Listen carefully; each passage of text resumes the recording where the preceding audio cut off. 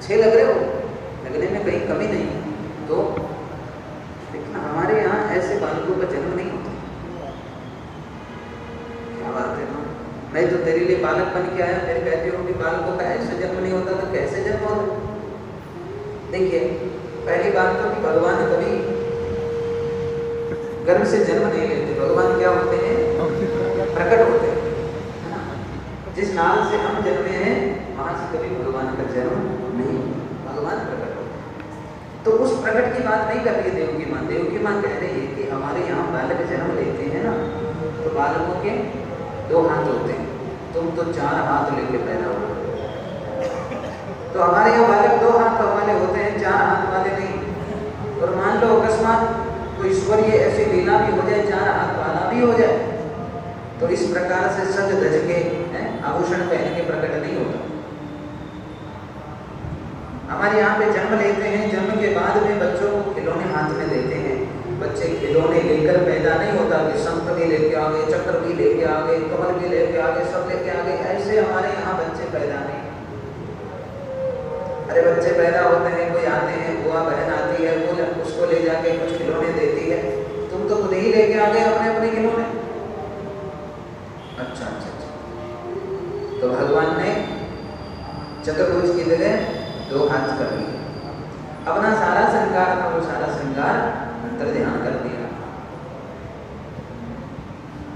भगवान के हाथों में जितने भगवान के वस्तुएं थी, सारी वस्तुओं को मिटा दिया। और अब माँ से कहा कि माँ देख अब कैसा लग रहा हूँ, लगे अभी भी ठीक नहीं है। अरे माँ अब क्या बाकी रह गया? बोले हमारे यहाँ जब बालक जन्म लेते हैं तो जन्म लेते ही बोलते नहीं है, वो रोते हैं, बोलते नहीं है। ओ माँ, ये बात है। और उसी समय भगवान ने अपनी लीला करी। भगवान बोलते थे, बोलना चुप होकर के नन्हे से बिल्कुल नवजात शिशु के रूप में हो गए। और भगवान अब वहां पे रोने लगे, रोने लगे। जैसे ही रोने की आवाज आई, देवकी ने कहा चुप चुप चुप चुप, इतने जोर से भी नहीं रोना था। अरे तुम्हारा मामा जाग जाएगा, मार देगा भी।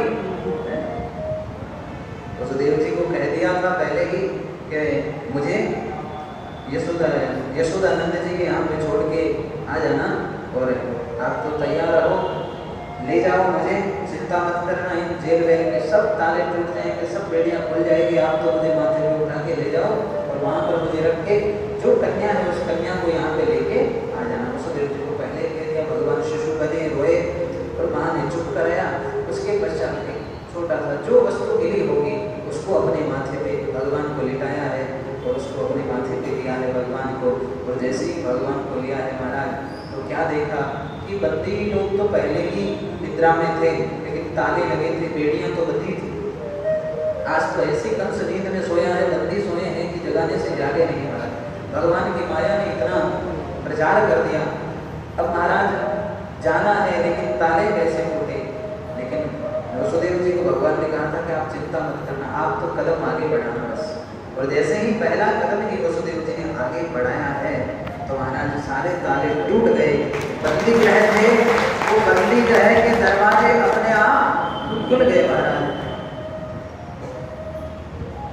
भजन आता है कि अरे खुल गए सारे ताले, वाह क्या बात हो गई, अरे जन्मे जन्मे कन्हैया करामात हो गई।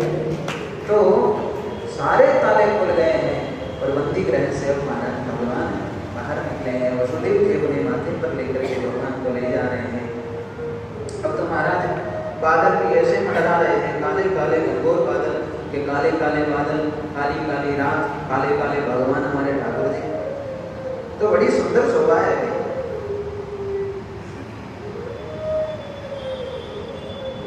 क्योंकि कंस का काल है ना, काल में भी काला है, तो भगवान ने बड़ा सुंदर ये रूप बनाया है। इधर महाराज वसुदेव जी भगवान को ले जाने लगे हैं, और जैसे ही लाला को ले जाने लगे हैं तो आकाश मंडल में मेघ जितने थे वाह वाह वाह वाह, हम भी सांवले, हमारे प्रभु भी सांवले, और जब सांवले सांवले मिले हैं तो स्वागत तो होना चाहिए। तो बोले कि क्या करें, अरे बरसात करो। तो भैया बरसात होने लगी, लेकिन इतनी भी नहीं कि मूसलाधार कि चल न सके, रिमझिम बारिश होने लगी। अब महाराज मेघमंडल से बरसात होने लगी, मंद मंद फुहारे होने लगी। इधर शेषनाग जी को लगा कि हमारे सरकार अभी छोटे हैं और ये जो बादल है ये पानी बरसा रहे हैं। तो शेषनाग जी वसुदेव जी के पीछे गए हैं और महाराज ऐसे भगवान के वहाँ टोकरी के ऊपर ऐसे अपने अपने सभी पंख खोल के महाराज छतरी बना तो भगवान को कहीं से भी फुहारे न लगे। वसुदेव जी को अता पता भी नहीं है, वसुदेव जी जो चल रहे हैं। इधर महाराज यमुना महारानी ने देखा कि अरे आज मुझ में कौन आ गया है, बीच में क्या पड़ती है यमुना जी। तो यमुना ने सोचा आज ये कौन आया, तब देखा ओ मेरे प्राण प्रियतम है, ये तो है हमारे प्रियतम है, प्रिय है। अरे भैया मेरे प्रियतम पधारे हैं और मैं अपने प्रियतम को बिना चरण धोए ही बिना प्रक्षालन करे ही जाने दूं नहीं रह गए। इतनी मुश्किल से तो यहाँ आए हैं, पहली बार आए हैं, तो पहली बार भी चरण धोना तो बनता है।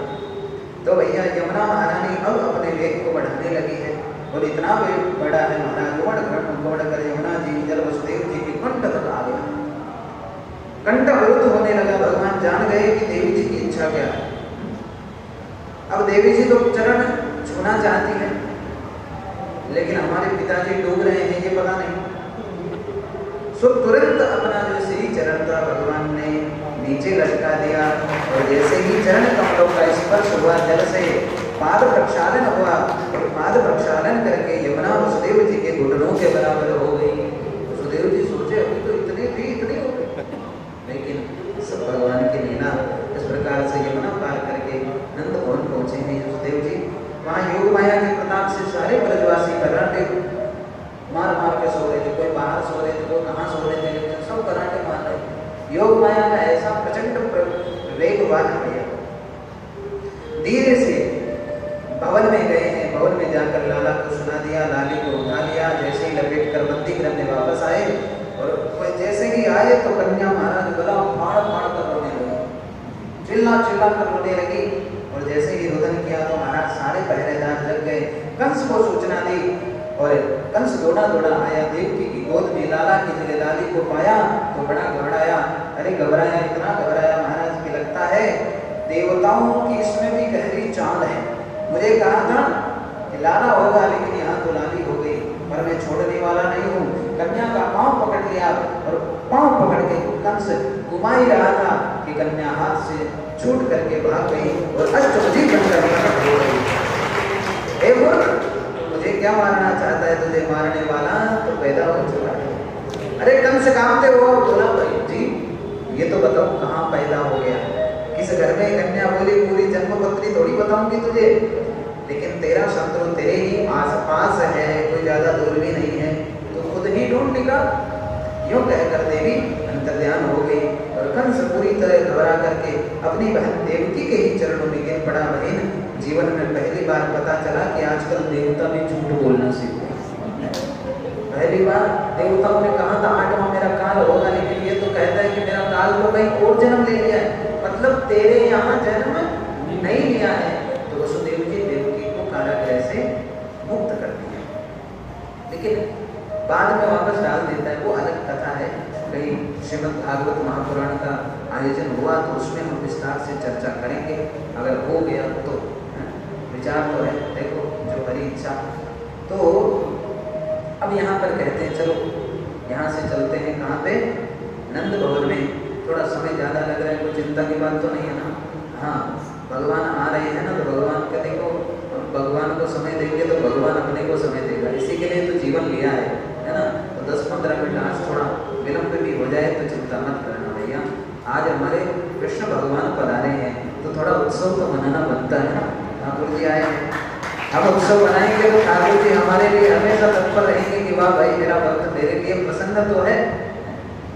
नहीं तो यूं देखो हमारा 10 बज गई, छोड़ो अपनी छोड़ो।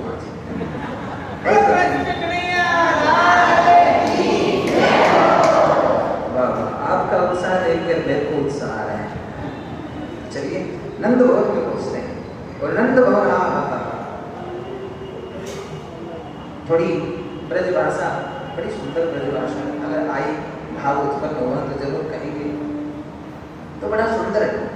नंद बाबा 90 साल के डोकरा, कितने 90 साल के। अब डोकरा हुए लेकिन छोकरा छोकरो कोई नहीं,